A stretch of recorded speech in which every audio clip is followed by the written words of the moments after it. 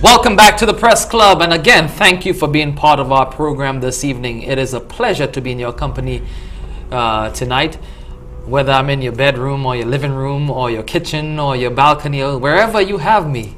I just feel honored to be part of your entertainment for this evening. Jerry, your top story, the VAT, that was a hot one, or that is a hot one, and I expect it to become even hotter in the coming weeks. Well, you will recall, Clinton, when it was first introduced maybe about 6 or 7 years ago, it was hot then. It still is a hot issue because I think a lot of people do not understand the whole perhaps raison d'etre behind introduction of VAT. And although quite a lot of public awareness and public education has been done about it, of course, there is always going to be resistance about a tax, anything that is named a tax.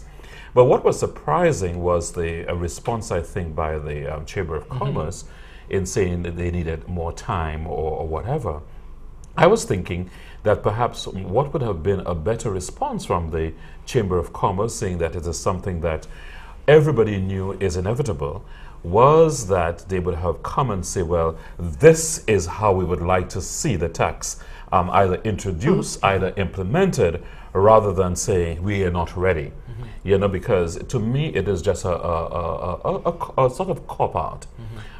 Because whether or not it takes another couple of months, it will be introduced, and September, I think, is sufficient time to give all of us the sense of what it is.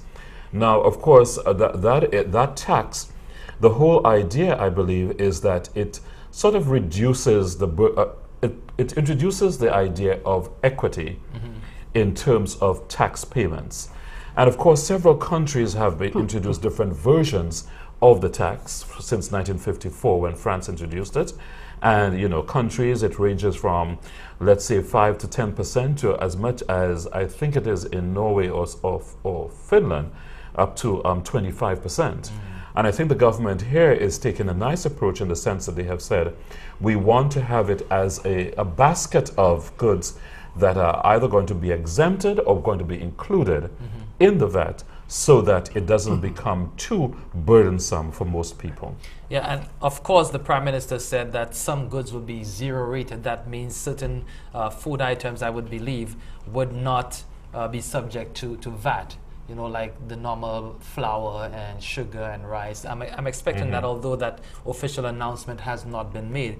But going back to the Chamber of Commerce, as you said, 6 to 7 years ago, the topic of VAT, or the subject, came up, and the discussions on the implementation of VAT was started back then.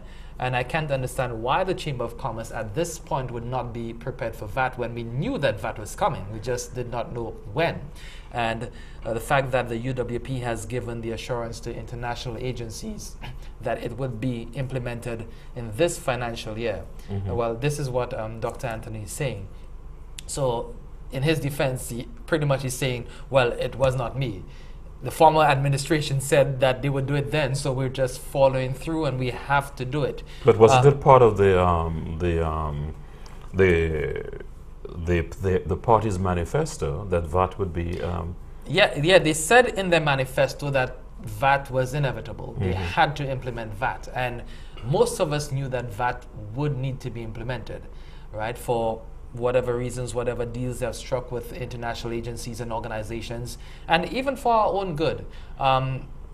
Personally, I believe that the VAT is a tax that just inflates the price of goods, because you're telling me that if the value of the spend is $1 and you put in a 15% VAT, like what Trinidad has, then you pay 115. So I'm paying 15 extra cents. So in essence, the value of the spend becomes 115, you know, because of the VAT. But I understand the VAT. Clinton, I don't think it's as easy as you are portraying it to be. I think there is well, it's a simplistic way of looking at it. But I mean, it's paying more for goods that are not worth that much. Right. But I think in the final analysis, what any government introducing VAT says is that they're trying to sort of collect more in terms of the taxes in one way, because let's say we have the income tax and the sales tax, etc., there is too much room left for evasion in various forms of people, not wanting to pay that tax. And we know tax, as I said, is a dirty word anywhere in the world. And you use it so often here. And I think basically what it is, the governments who have introduced it are saying that they want to collect more in terms of the revenue so that they can finance some of the other types of benefits for the country. Now, I do believe that I think St. Lucia, it's been said, is the only country that has so far not introduced a VAT in this region. So, I mean, obviously, some countries may have found, ways to deal with it, and I think for the St. Lucia situation, I am sure that with financial institutions, the Chamber of Commerce, the Manufacturing Association, Consumer Affair, the Consumer Association, there has to be some sort of balance, and there has to be some sort of, understanding as to how that VAT is introduced, so that everybody feels that they are not in any way being misrepresented when that tax is introduced. I have no problem with the VAT, the principle of the VAT, that you put the tax on the goods, because what people cannot stop doing is consuming. And so as long as you consume, you pay for what you consume. Right. A lot of people, as you said, evade taxes. And, there are so many ingenious ways of doing that. But by putting the tax on the good itself or the service itself, it is much more difficult to evade. People will come up with ways to get around it anyway, but it will be that much more difficult to do it. So I agree with the principle of it. I agree that the government needs to collect more. I believe the government needs to pay your returns on time too, but that's a different issue. But September 1st, as I said in the report last week, it is V-Day for us, September 1st, 2012. So that is VAT Day, and we expect that a lot of debate.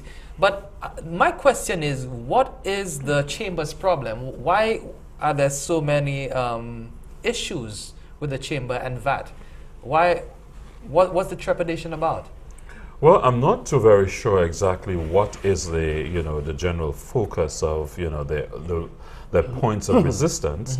But I think, inevitably that mindset will have to sort of give way to accommodation.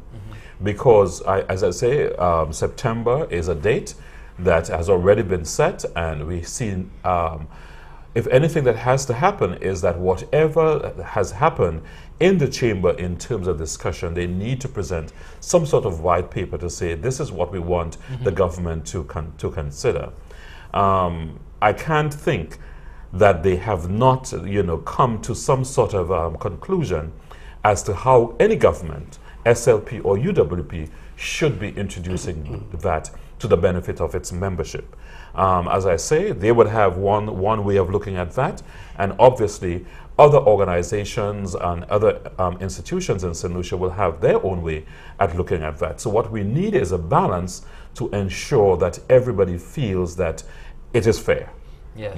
And we can only get that through dialogue, through the public education, through awareness about what VAT is. But I think people have to sort of move away from, we don't want VAT, it's going to come.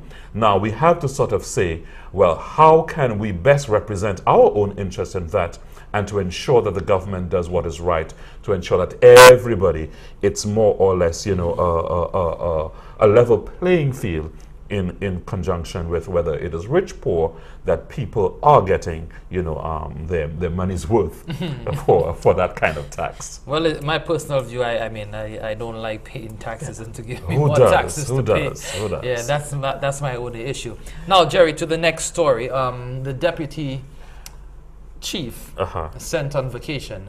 The government saying it is not related to that visa revocation and what have you, but there are associations being made. There are connections being made between the visa revocation, his vacation, about what has been described in the media and in other circles as the extrajudicial killings of last year involving the police. So, much ado about nothing. I don't know. Yeah, It's just a lot of somebody, blowing. it seems to me, is benefiting from some way or the other by keeping this non-story in the news. And to me, you know, it's time to stop pussyfooting around the whole issue. Let's come clean and say what is what, and let's go to bed and live happily ever after. A lot of it has to do with the U.S. government, to my mind. You know, and I think the U.S. government has been fueling this to a large extent, because in the first place, the U.S. government took that action. Yes, they said he's a private citizen. He had a personal visa, so it is nobody's business. Okay. Why it was revoked. However, if this person occupies such a pivotal and sensitive role within the government, and then there's so much talk about it which you know about, at least speak with the officials, the authorities, to say, okay, well, we took that decision based on this, that, or the other, and stop having people speculate. The other thing too is, if that communication has been made between the U.S. authorities and our local authorities, then our authorities need to come out to say something. Say, well, we have the information, however, it is private information, and because of what we have discovered or uncovered, our investigation has revealed such and such, and so we have decided that sending him on vacation is the prudent thing to do. But tell us something. Don't just, as you say, pussyfoot around it and have people in limbo, all speculation rife all over the place, or it's because of the killings of last week, because he led the operations of the police force, it's because of this and that and the other. Come on, just come out, say what it is, and let us move on. As you said, it's the biggest non-story. That's the story on the island right now. But at the same time, Clinton, I can't understand why the newspapers and the news media in St. Lucia continue to be jumping on this non-story. The other thing I always keep saying is that when we reach that kind of deadlock, it is up to media as the in-between, the go-between, to sort of dig deeper. Somebody should be dispatched either to Barbados or wherever to get some sort of information from the U.S. Embassy if our government is not forthcoming. Our Minister of Home Affairs, he has been forthright in terms of how he speaks about issues. He should be saying something rather than just this is a private matter. Apparently, people have concern that a high-ranking public official is sort of caught in this web of, deviant behavior or deviance, if you wish, and it needs to be cleared. Either the government comes out and say that, hey, that is, it does not affect his performance or something. If that is not forthcoming from the government and from the minister and from the U.S. Embassy, the media needs to start doing the digging. And it is not enough for us to be regurgitating what the U.S. Embassy says or what the government says, and we should start going behind the scenes and get to the crux of the matter for the people in terms of revealing that truth. Well, their official line is, it's a private matter, and they don't discuss that private matter. However, going back to the speculation, there are 4 reasons that are stated on their website for the withdrawing of a visa. And you are to assume that he satisfied one of those criteria for him to be disqualified from holding a U.S. visa. You see, now, Clinton, let me ask you. I am sure you know who it is. I do. Have you asked that man why? What is his position? I think some time ago, but not before the official confirmation came this week. But that's the other thing, and probably that's what we need to do. Sit him down and go say, to the horse's mouth and says, what is this hullabaloo about? Right. Just clear the air. Tell us exactly what it is, so that St. Lucians can move on with their lives. The media can drop this thing, get off your back, even though they're not naming you specifically. All the fingers are pointing in your direction, and everybody knows from my imagination who the person is. Just get it over with. But we'll get over this topic, and we'll take a break. When we come back, we'll speak with Nick Fillmore, former producer and media trainer. He'll tell us about his findings on St. Lucia and his experience here for the last 2 weeks. Stay with us. The Press Club will continue right after this.